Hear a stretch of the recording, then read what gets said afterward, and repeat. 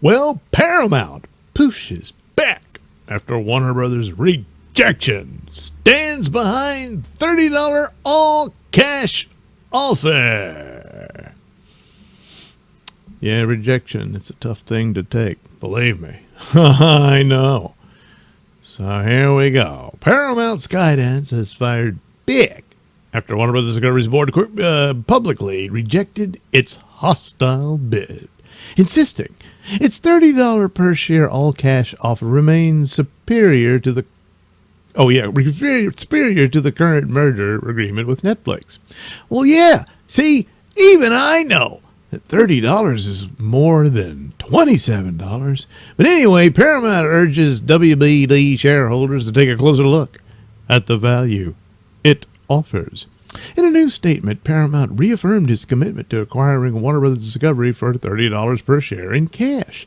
A fully financed proposal, it says, delivers clear, immediate value to shareholders. The company noted that it has addressed the majority of concerns raised by WBD's board, including providing an irrevocable personal guarantee from billionaire Larry Ellison for a large portion of the financing.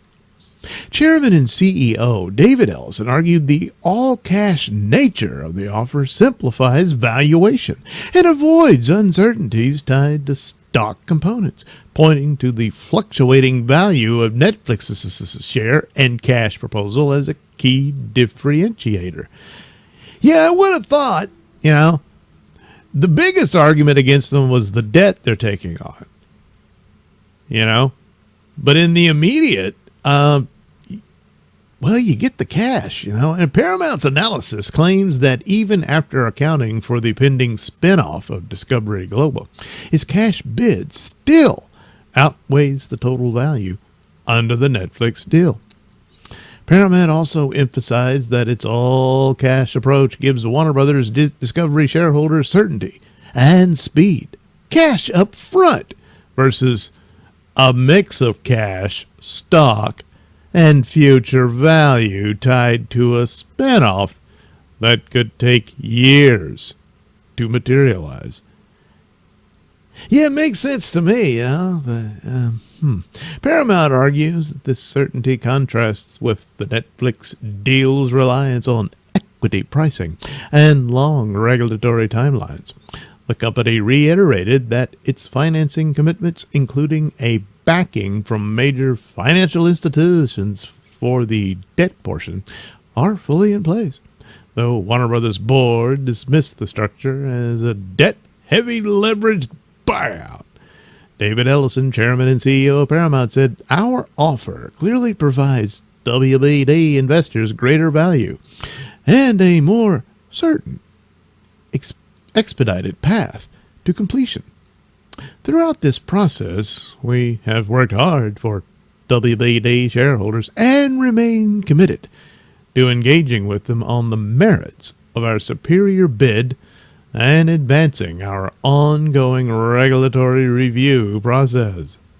Despite Paramount's insistence, Warner Bros. Discovery's board has remained resolute in recommending shareholders reject the Paramount bid and support the Netflix merger instead, calling Paramount's financing plan risky and uncertain.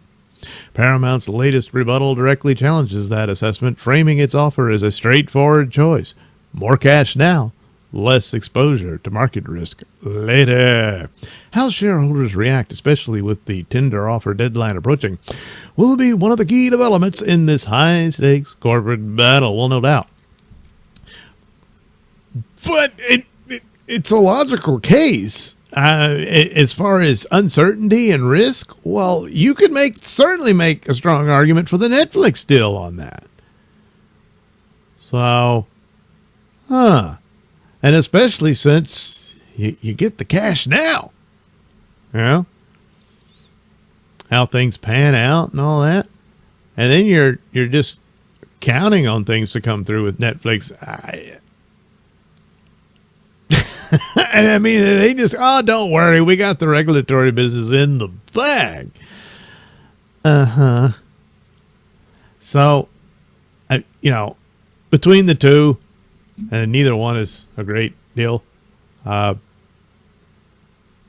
But certainly in holding out hope for the future of theaters and whatnot, I would argue the Paramount deal is the better option, since they're already pretty gung-ho on theaters, just for Paramount films and whatnot.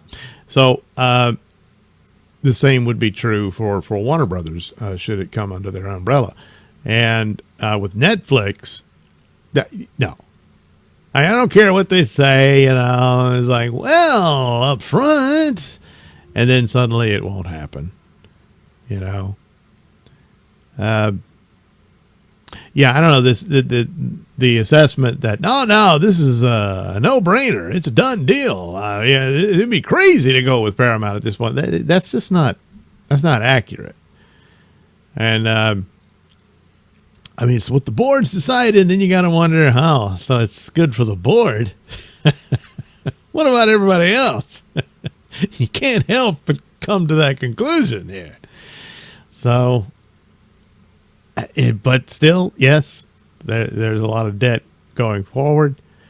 There's still regulatory concerns, but that is very solid on Netflix's side as well. And, of course, their stock value is weak. It's going down. Now that, it could rebound and all that. But the idea that it's just way more solid in comparison, no. Now taking on the entirety of the company, that creates an interesting bit for Paramount to figure out.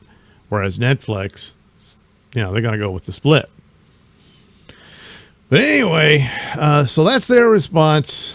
If they win over the shareholders, it doesn't matter what the board says. So that's the gamble. It's the only card to play, and this will soon wrap up. But if they stand firm with the board, then no, it's at Netflix. It gets the whole. Well, they win. They don't want the whole thing. But nevertheless, they'll win this. And that's it. And that's a major chunk of movie making gone. It'll just be streaming material. Can theaters survive anyway? But with a massive wound like the loss of Warner Brothers hastens that. If there's any possibility to maintain that and to try to restore the cultural habit among people for the experience of a movie theater, and for movies were always meant to be seen that way, it may already be too late for that. But certainly, should Netflix win this, it's over a lot faster. And the only possible shining opportunity here would be, in my humble opinion, if Paramount won Warner Brothers, it could at least delay what might be inevitable, sure.